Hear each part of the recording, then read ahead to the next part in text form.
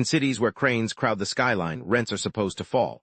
More supply means lower prices. That is the basic expectation, and it fails almost every time in housing.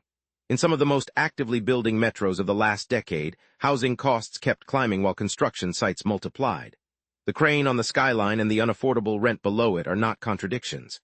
They are parts of the same pattern, one that repeats across Tokyo, London, San Francisco, and Sydney. Each city tried to build its way out of a shortage. Each found that the effort arrived too late, too expensive, or aimed at the wrong segment. Which raises the real question: what is actually happening inside a housing squeeze, and why does every attempt to fix it seem to make the next one worse? The housing market does not operate on the same timeline as other markets. When the price of steel rises, foundries can respond within months. When the cost of shipping spikes, carriers can add capacity within a year. But when housing demand surges, the supply response takes years, not because developers are slow, and not because regulators are uniquely incompetent, but because of the structure of the process itself. Land must be identified, acquired, and cleared. Zoning must align or be changed.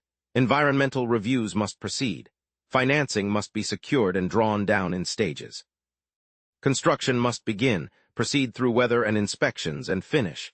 And then units must be absorbed into a market that has been moving the entire time. Stack those steps together, and you have a lag, a gap between the demand signal and the supply response. That gap is the engine of every squeeze. The 2008 financial crisis offers the clearest example of how structural damage outlasts a market cycle. When the American housing market collapsed, homebuilding didn't just slow, it nearly stopped. Hundreds of thousands of construction workers left the industry. Framers, electricians, plumbers, and finish carpenters moved into other trades or retired. The residential construction sector shrank not just in output but in workforce. When demand began recovering in the years that followed, those workers were not there. Skilled trades don't rebuild overnight. Apprenticeships take years. Foremen don't appear because a project needs them. They emerge from years of site experience. Crew relationships and subcontractor networks, once dissolved, don't reassemble quickly. The structural labor shortage that took shape during the crash became a permanent constraint that developers still price into every estimate. The squeeze that followed was not driven only by new demand. It was amplified by the missing workforce from a crisis that had already passed. Here is the sequence that repeats. Demand rises, driven by low interest rates, population shift, or employment migration into a metro. Prices climb. Developers see the signal and begin the process. Land is acquired. Entitlement applications are filed. Public hearings are scheduled. Financing structures are assembled. Ground is broken. The gap between the first response to a demand signal and the delivery of units to market is often several years, sometimes longer for larger or more complex projects in heavily regulated cities. During those years, demand is not static. It moves upward or downward based on interest rates, economic conditions, and migration patterns that have nothing to do with what was decided years earlier. The homes being built reflect the market of the past. They arrive into the market of the present, and the present has moved on. This is the mechanism at the center of every housing squeeze, not greed, not mismanagement. Timing. When prices spike, communities feel it and they respond. But the political response to a housing squeeze almost never shortens the lag. Public meetings fill with residents opposing new density. Neighbors argue against reduced parking minimums, against increased building heights, against any change to neighborhood character that might accelerate supply. Local governments, sensitive to that pressure, often add requirements rather than remove them. More design review cycles, additional traffic studies, larger affordable set-aside mandates that, however well-intentioned, raise the cost and risk of development. Environmental challenges extend review timelines by months. Each of these responses is individually understandable. No one wants their neighborhood reshaped overnight without a voice in the process. But the collective result is that the regulatory layer, already the largest single contributor to the lag, gets longer precisely when the market needs it shortest. The squeeze generates the political conditions that guarantee the next squeeze will be more severe. Consider the position of a developer deciding whether to build. They are not building for the market of today. They are building for the market of several years from now, using financing terms available today on land acquired at today's price. If interest rates change before delivery, and they do change, the project economics can deteriorate between groundbreaking and completion. If migration patterns reverse or a major employer exits the metro, the demand that justified the investment may not exist when the building opens. The rational response to this risk is not to build more. It is to build in the segment with the highest margins, luxury units, where the buffer for error is largest.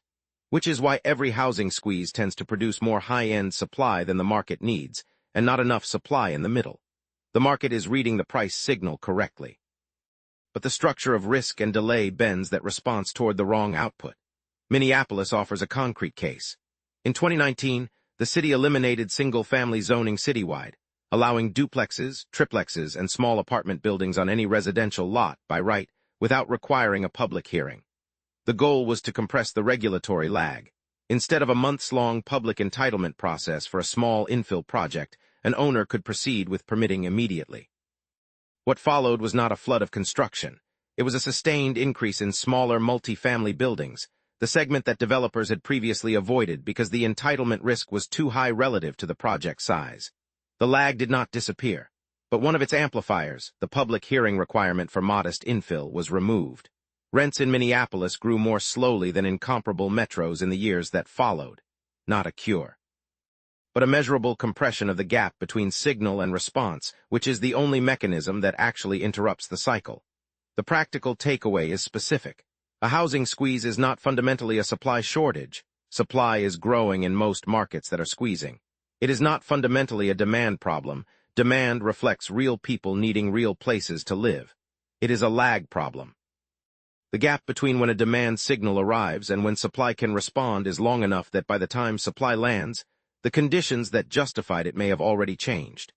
Policies that don't address the lag, that don't compress permitting timelines, create by right pathways for density, invest in construction labor pipelines, or design financing structures that absorb delay risk, do not solve housing. They manage the visible symptoms of the current cycle while embedding the conditions for the next one. A housing squeeze, left to resolve through price pressure alone, resolves slowly and creates exactly the political environment that delays the supply response for the cycle after that. Return to the crane on the skyline. The units it will deliver are real. The developers who committed to building them took genuine financial risk on an uncertain timeline. But those decisions were made years ago, responding to demand signals that preceded the rate changes, migration reversals, and economic conditions visible now. The buildings being completed today are the answer to a question the market asked some time ago. The squeeze being felt now is the answer to decisions being made at this moment, in permit offices, on zoning boards, in construction training programs, in financing models that determine whether a mid-range project is worth the risk. The cycle repeats not because markets are irrational or planners are incompetent. It repeats because the gap between the decision to build and the day someone moves in is longer than the market's ability to hold a consistent signal. The crane and the unaffordable rent are the same story, told several years apart.